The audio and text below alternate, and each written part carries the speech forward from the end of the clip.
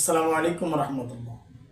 সম্মানিত ভিউয়ার্স, আজকে আমি সূরাতুত তারিক সহিশুদ্ধভাবে তেলাওয়াত করব ইনশাআল্লাহ।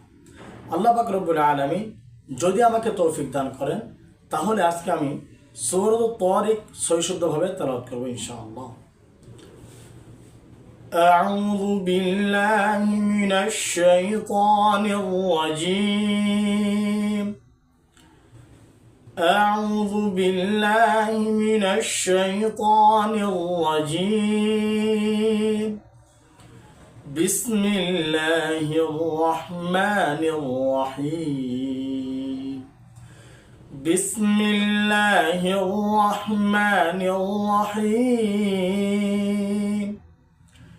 والسماء والطارق وما